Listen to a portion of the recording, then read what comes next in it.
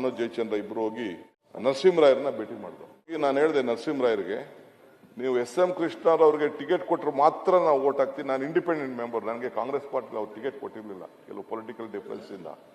So ನಾನು independent ಆಗಿ ನಿಲ್ಬೇಕಾದಂಥ ಒಂದು ಪರಿಸ್ಥಿತಿ ಬಂತು. ನಾನು ಕಾಂಗ್ರೆಸ್ ಪಾರ್ಟಿಲಿ ನಿಂತ್ಕೊಂಡೆ, ರೆಬೆಲ್ ಕಾಂಗ್ರೆಸ್ ಆಗಿ ನಿಂತ್ಕೊಂಡು ಚುನಾವಣೆ ಗೆದ್ದೆ. ಒಂದು 5 ಜನ ಗುಂಪು ಮಾಡ್ಕೊಂಡಿದ್ದೆ. ನನಗೆ ಇದನ್ನೆಲ್ಲ ತಲೆಯಲ್ಲಿತ್ತು, ನನಗೆ ಗುಂಪು ಮಾಡ್ಕೊಂಡಿದ್ದೆ. ಕಾಂಗ್ರೆಸ್ ಪಾರ್ಟಿಗೆ 36 ಸೀಟ್ ಮಾತ್ರ ಅವತ್ತಿನ ಕಾಲದಲ್ಲಿ ಇತ್ತು.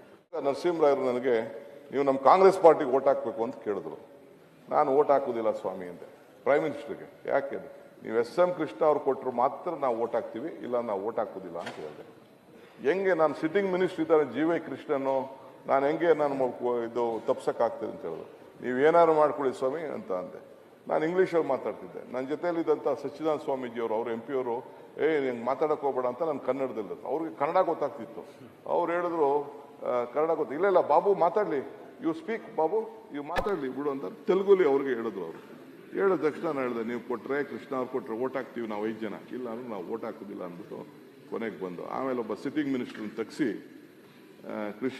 ಸಿಟ್ಟಿಂಗ್ ಮಿನಿಸ್ಟರ್ ತಪ್ಪಿಸಿ ಕೊನೆಗೆ ಕೃಷ್ಣ ಅವ್ರು ಕೊಟ್ಟರು. ಅವ್ರು ರಾಜ್ಯಸಭಾ ಮೆಂಬರ್ ಆದರು.